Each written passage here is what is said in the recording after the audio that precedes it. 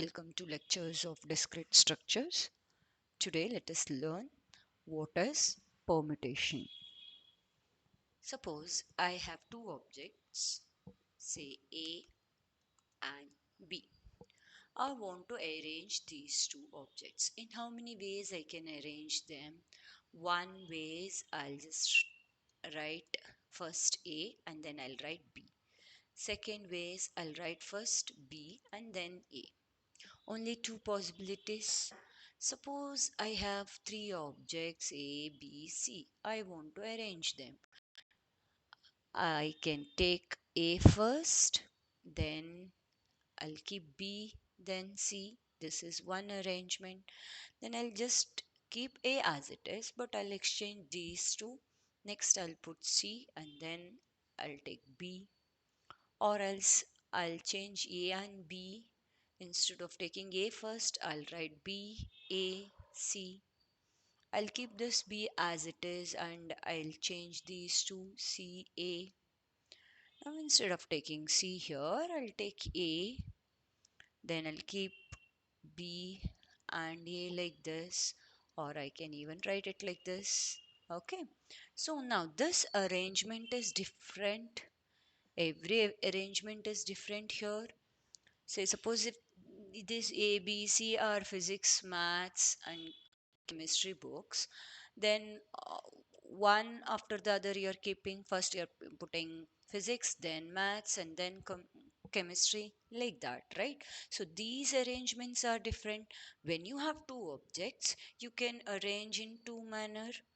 If you have three objects, then you can arrange them in 3 factorial ways, that is 6 ways. Now the interesting question comes, if suppose I have 5 objects, okay, A, B, C, D and E. If I have 5 objects and out of 5 I want to select any 3 and I want to arrange them. So now I want to know the number of arrangements of 3 objects out of 5 objects. Here the question was like, if I have 3 objects, how many ways I can arrange them? It's quite easy. I can list out all the possibilities and I can write. But this is not true always. When I have more number of objects, listing is not so easy. And suppose the situation is something like this. If you have 100 objects and you have to choose any 50, and how many ways you can arrange these 50 objects. So in those cases, you can't list out all the objects, all the possibilities, all the arrangements and then count. It's not so easy. So we go for the permutation formula. Permutation is nothing but the number of arrangements.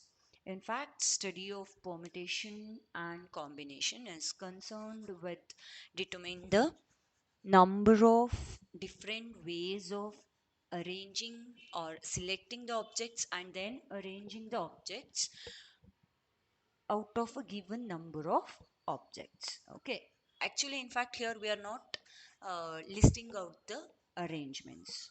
Okay, so permutation deals with the arrangements while combination deals with the selection. So today's class, let us focus on permutation. Okay, it is an arrangement of objects in which the order does matter. In which order you are arranging, you are writing A, B, C or B, A, C, that matters. Okay, so then how to count this? How to find the number of ways of arranging objects? That we need to know. Okay, so that can be done by using the formula NPR. Sorry, NPR. It is nothing but n factorial divided by n minus r factorial. Out of n objects, I'm taking r objects and I'm arranging these r objects in this way. That is NPR ways. And here r is always greater than 0, and of course it will be less than or equal to n. So the possibility, as I mentioned earlier, in the case where out of 5 objects, I have to arrange 3 objects. In how many ways I can do that? I can do it in 5p3 ways.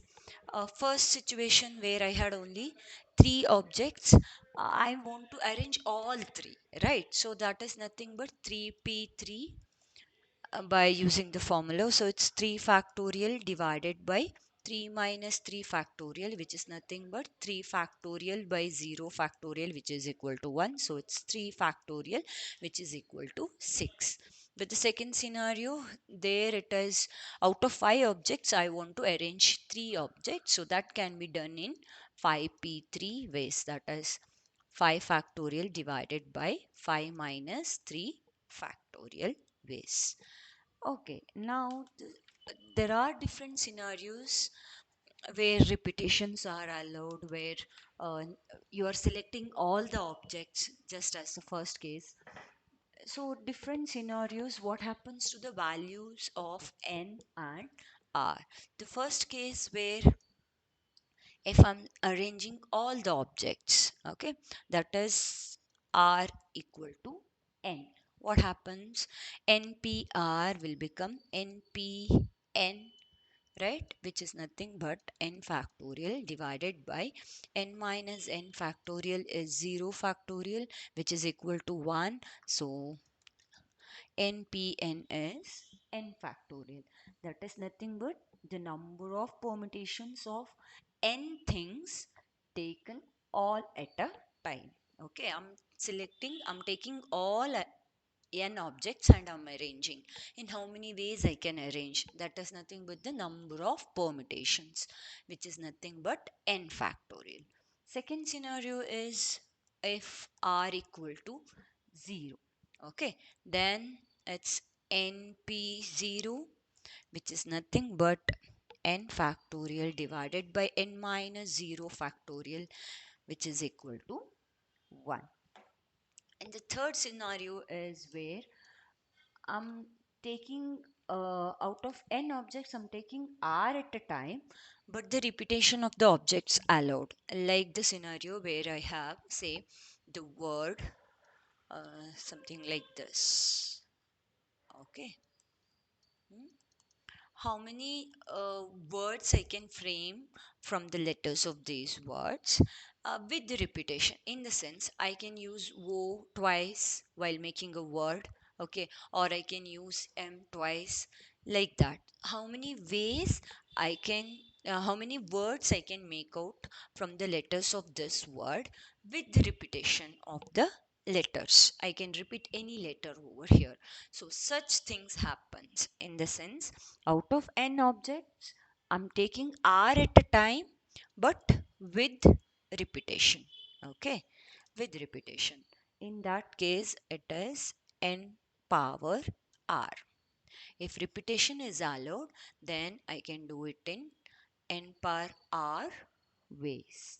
Okay, I'll explain you more when I'm taking the problems regarding this. Okay, when in the question, if it is nothing is mentioned, then it means that it is always without repetition and we are using this formula. If it is mentioned particularly, you can go for repeating the letters or digits or something like that, or repetition is allowed, then in that case we are using this n power r formula. Then one more type of permutation is circular permutation. Here what happens is, I want to arrange the objects, but not in rows. Okay, I want to arrange them circularly. If I have 3 people and I want them to be seated in a row, then no issue for me, right? Uh, say 3 people are, they are A, B, and C. Okay, this fellow first chair can be filled with these 3 people, so 3 options. And the second seat, one person is already sitting here, so this um, place has got 2 options. Okay, two people they can choose. The last chair will be seated by one person, so only one option for this set. Okay, so in the sense there are three factorial ways, 3 into 2 into 1. So three people can be seated in three seats in three factorial ways. No issue here. Suppose I want to be seated them in circular way. Okay, suppose I have four people. I'll take D. Hmm. Now I want to arrange them in a circular manner. Okay, so this person A is sitting here next to A, B next to B, C, and the fourth person is sitting over here. Okay, if I have only four people, if I want to arrange them in a row, then I can do it in four factorial ways. But I want to arrange them circularly. They have to be seated around the round table. Okay. Now this is one such arrangement. Now I'll just change another arrangement. Okay. A is shifting here. Okay. A will come here, and in place of C, B is going to sit, and here C, and here A will sit. I mean D will sit. Okay, like that every time they are shifting. Hmm? A, B, C, D, and the fourth way A will come here, B, C, and D. Now you observe one thing. Every time A is between D and B, here here A is between D and B. When A is shifted here, again A is in between D and B. Even here A is in between them, right? So all these three four options are same since they are sitting circularly, right? So I can say number of arrangement of these four people around circularly will be 4 factorial divided by 4, because I'm choosing first place A. Okay, first place by A, and I'm just shifting every time. Okay, these four options are same. That's why I have to remove those four options, which is nothing but 3 factorial, right? So n things to be arranged in n places, if it is in a row wise, then can be done in n factorial ways. But if I want n objects to arrange circularly, then that can be done in n minus 1 factorial ways. Here you can observe one thing. See, if I consider this, okay, here if I take if they are sitting in clockwise direction, then see this is the one way. Okay, first he will sit, then the second person, then C, then D, like that. This arrangement is different from this arrangement. Okay. Hmm? This is not same as B, D, right? If I take it this way, then it is A, B, C, D. Otherwise, it is A, D, C, B, like this. Okay, so these two are different. Clockwise and anti-clockwise are different here. But suppose I have a scenario where both are same. Okay, suppose I have four colored beads. Okay, say black, white, red, and green. Okay, there are many, but I have these colored beads. Okay, there are 10 beads or something like this. Okay, I'll just consider on four options. Now if I arrange them in this way, okay, circularly, this is one scenario. I'm putting them on a thread like this. First I'll put black, then I'll put white, red, and green. Okay, now here if I take it in this way, After black, white is there, after white, red, then green, like this. Okay, now if I just this flip this chain. Okay, now black will be over here, and in place of green, white is there, and in place of white, green bead is there, and red and black are in the fixed position. If I flip the chain or a necklace or something like that. So in this scenario, clockwise is same as anti-clockwise. You are just flipping, you just flip the chain. So whatever is in clockwise direction, they are same in anti-clockwise direction. So flipping won't change the pattern over here. Okay, so these two are same only. When I flip, in that case, number of arrangements of the beads to form a necklace or a chain is nothing but n minus 1 factorial divided by 2 if I have n beads. You got my point? Here in this scenario, it's a sitting arrangement which is to be done circularly. Here clockwise is different from anti-clockwise. This fellow have to get up and sit here, right? But in this case, if I just flip the necklace, then the positions are interchanged and number of permutation is reduced. Okay, so if I have n objects, I want to arrange them circularly, then that can be done in n minus 1 factorial.